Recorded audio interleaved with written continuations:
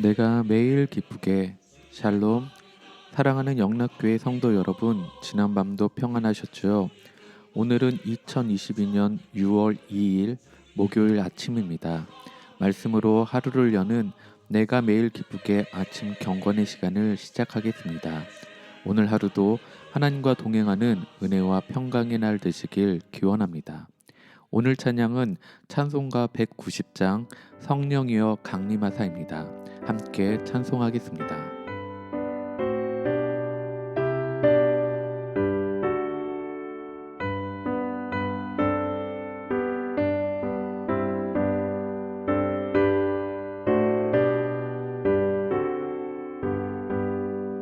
성령이여 강림하사 나를 감화하시고 애통하며 회개함만 충만하게 하소서.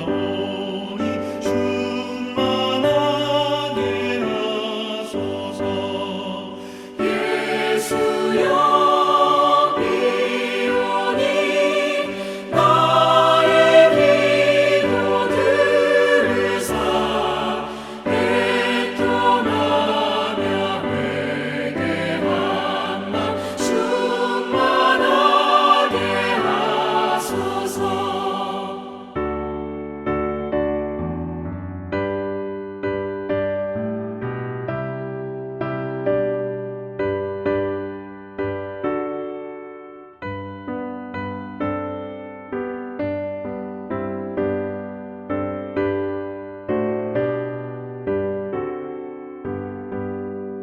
힘이 없고 연약하나 엎드려서 비오니 성령 강림하옵소서. 충만하게 하소서.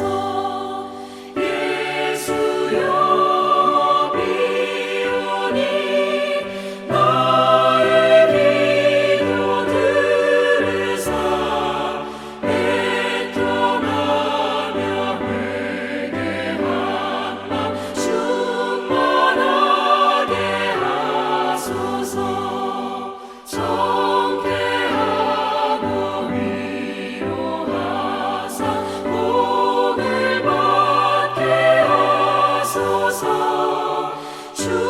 충만하게 하시오니 무한 감사합니다. 예수여 비오니 나의 기도 들으사 애통하며 회개한 맘 충만하게 하소서. 아멘.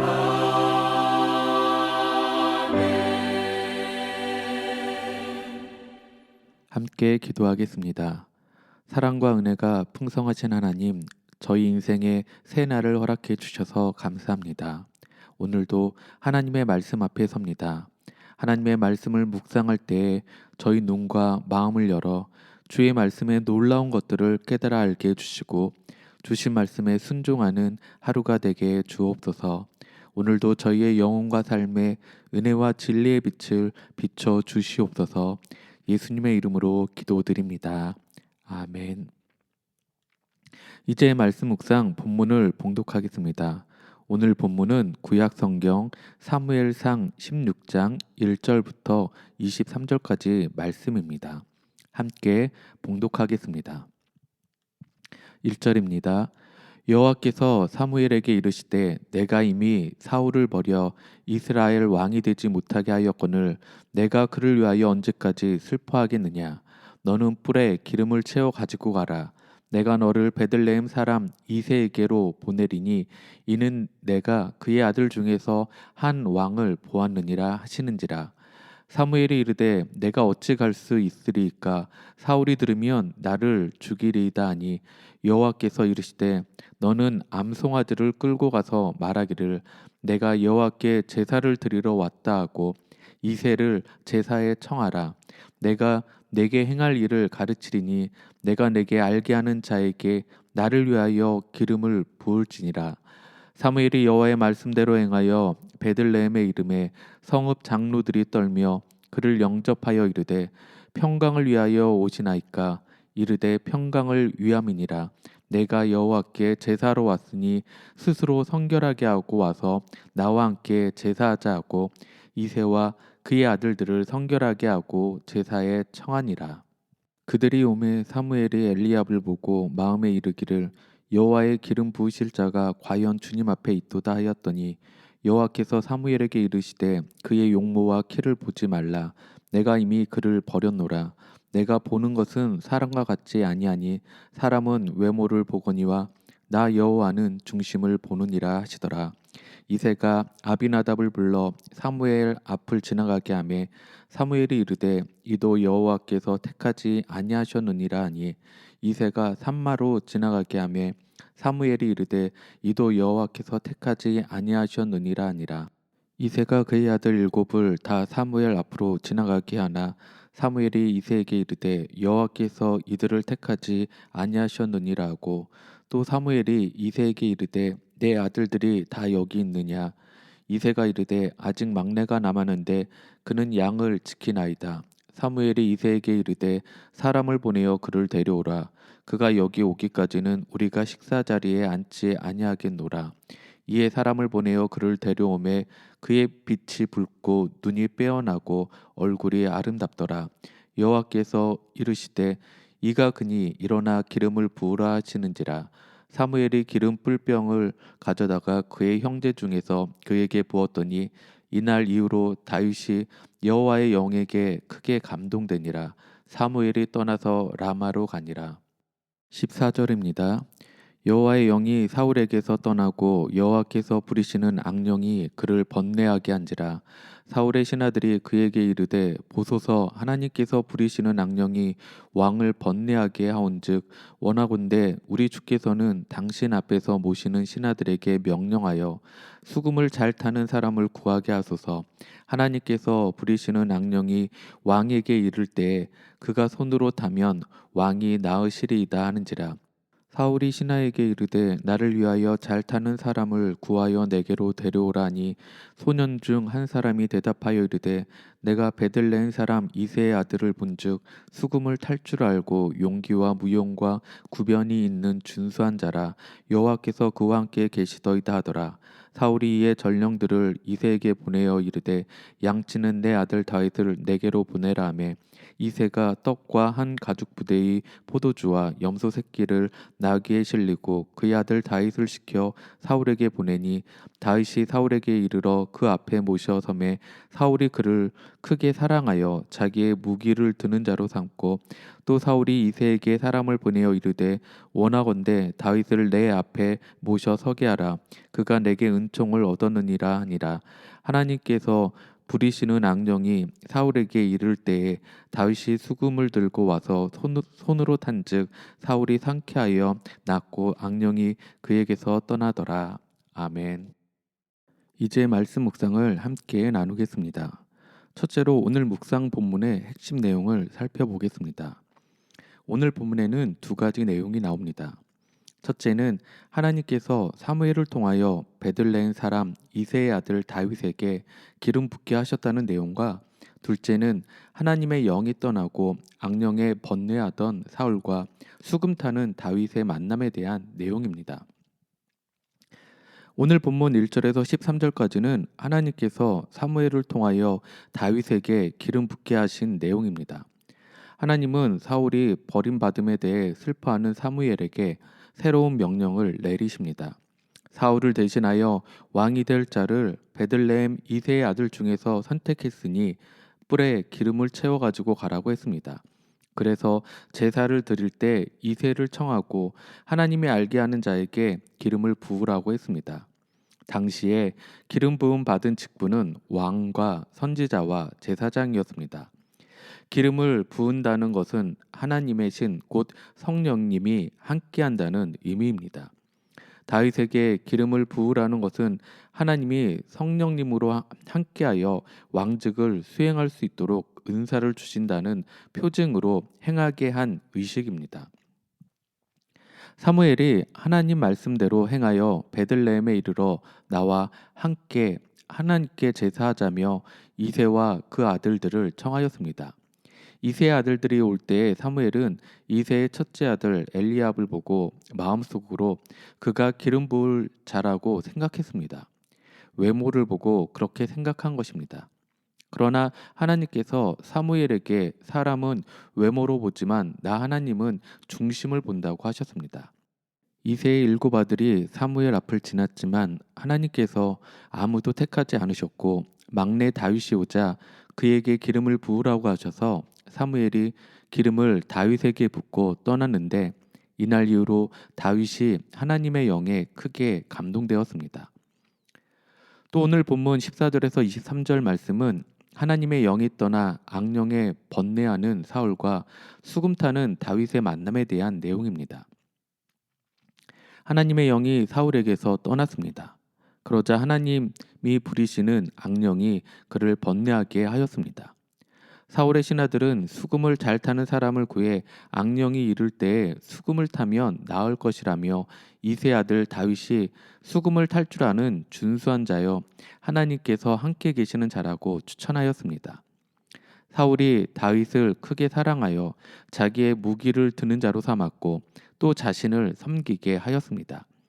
하나님께서 부리시는 악령이 사울에게 이를 때에 다윗이 수금을 들고 와서 손으로 타면 사울이 상쾌하여 낫고 악령이 그에게서 떠났습니다.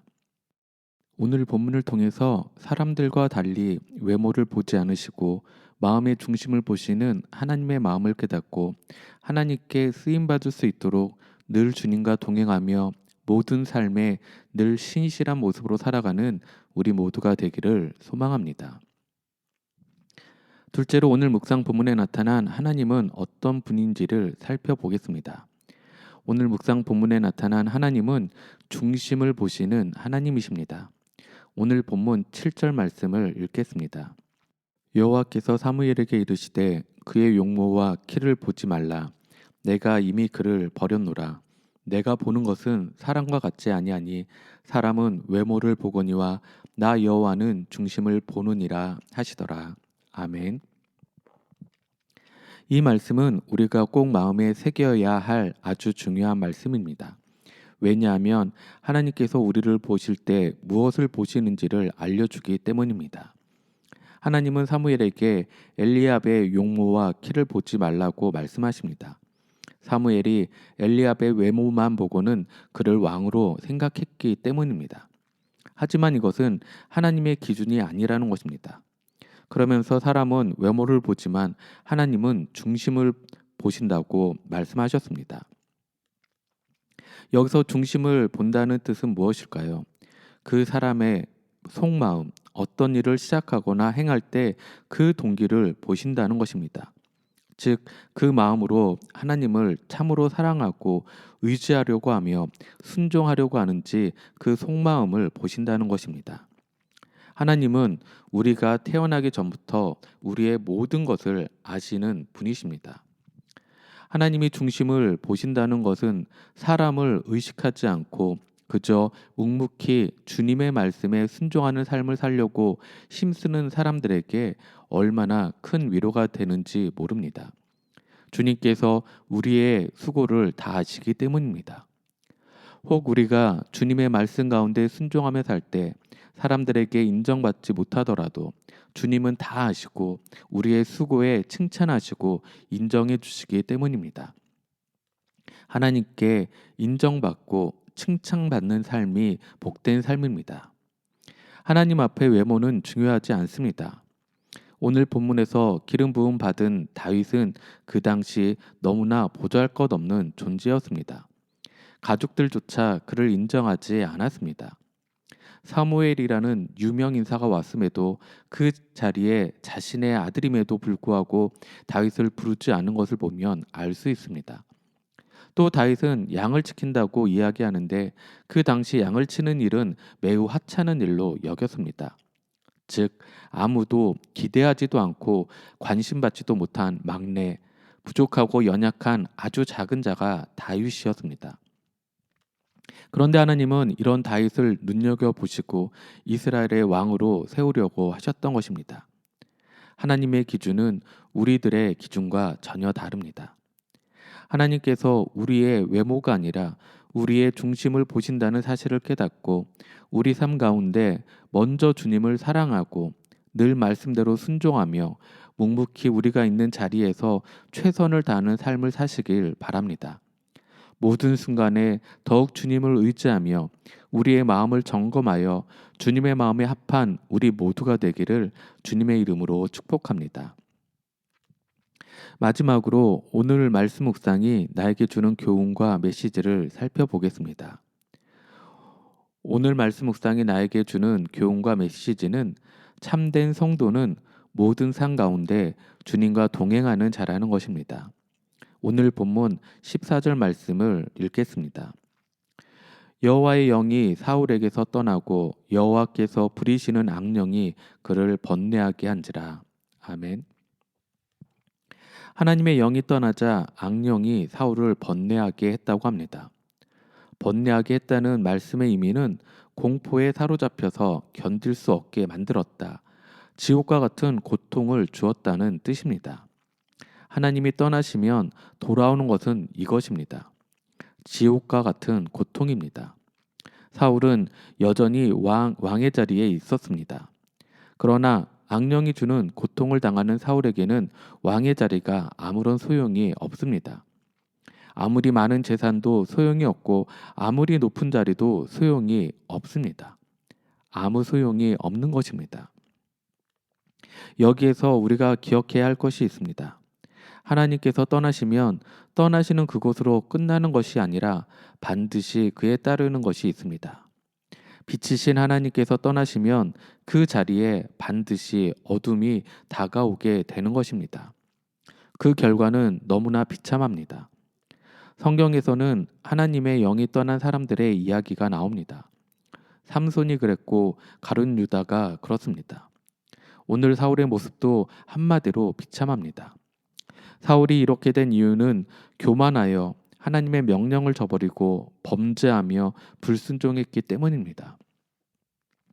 우리도 마찬가지입니다. 우리가 교만해지고 주님과 동행하지 않고 주님의 말씀에 불순종하는 삶을 산다면 우리의 인생도 어둠 가운데 있을 것입니다. 너무나도 부족하고 연약한 우리는 온전히 하나님의 은혜로 살아가는 자들입니다. 이러한 하나님의 은혜가 없다면 우리는 어두운 인생을 살아가게 될 것입니다. 그러기에 주님과 동행함이 복이라는 것을 우리는 기억해야 합니다. 우리는 성령님을 마음 가운데 모시고 살아가는 것이 최고의 복임을 기억해야 합니다. 그러기에 우리들은 언제나 주님과 동행하는 은혜가 있기를 기도해야 하는 것입니다. 사울과 달리 다윗은 하나님께서 그와 함께 하신다고 말씀합니다. 시편을 보면 다윗이 어떻게 하나님과 동행했는지 잘 나옵니다. 거기에서 다윗은 슬플 때에 주님을 찾았고 또 기쁠 때에도 주님을 찾으며 찬송했습니다. 도우심을 믿고 찬송했고 도우심을 받고 찬송했습니다. 그래서 그는 항상 주님과 동행했던 것입니다. 이런 다윗의 믿음을 우리는 본받아야 할 것입니다. 즉 우리가 해야 할 일은 주님과 동행하는 것입니다. 주님과 동행하며 우리에게 은혜 베푸시는 주님을 의지하며 살아가야 하는 것입니다. 우리의 삶을 전적으로 주님께 의탁하고 주님께 의지하며 나아갈 때 주님은 우리의 삶을 풍성하게 하실 것입니다.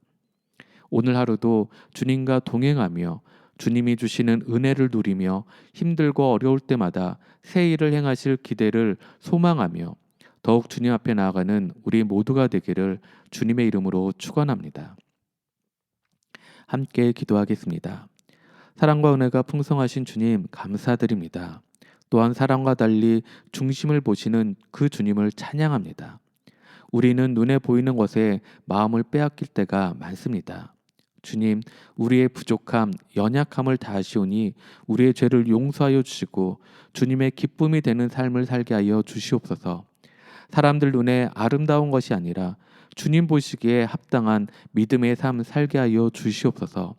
늘 주님과 동행하며 우리를 새롭게 하시고 아름다운 열매 맺는 삶을 살아가는 저희 모두가 되게 하여 주시옵소서. 이제는 우리 주 예수 그리스도의 크신 은혜와 하나님의 놀라우신 사랑하심과 성령님의 감화감동 교통하심이 중심을 보시는 주님과 늘 동행하는 삶을 살면서 주님을 더욱 의지하고 주신 말씀에 순종하며 이 땅 가운데 아름다운 열매 맺는 삶을 살기로 결단한 사랑하는 모든 성도들 머리 위에 그들의 가정과 생업 위에 지금부터 영원토록 함께 하시길 간절히 축원하옵나이다. 아멘. 찬양이 연주되는 동안 오늘 주신 말씀과 기도 제목을 가지고 믿음으로 함께 기도하겠습니다. 첫째는 오늘 하루도 주님과 동행하는 하루 살면서 주님을 나의 삶의 주관자심을 인정하며 주님의 마음에 합한 자의 삶, 거룩하고 순결한 삶, 말씀에 순종하며 주님이 주시는 기쁨을 누리며 사는 하루 되게 해달라고 함께 기도하겠습니다. 둘째는 우리 영락교회 모든 성도와 교회 공동체를 은혜와 평강으로 지켜주시고 주님의 은혜가 필요한 자들에게 주님께서 함께하여 주시길 기도하겠습니다. 안식월 가운데 계신 담임 목사님과 사모님에게 충분한 회복의 시간이 되게 해달라고 또 복음이 필요한 곳에서 사역하시는 선교사님들을 위해 함께 중보하며 기도하겠습니다. 마지막으로 여러분 각자가 가지고 계신 기도 제목을 주님 앞에 올려드리고 뿐만 아니라 가족과 부모, 형제들의 삶 가운데에도 주님의 은혜가 충만하길 5분 이상 함께 중보하며 기도하겠습니다.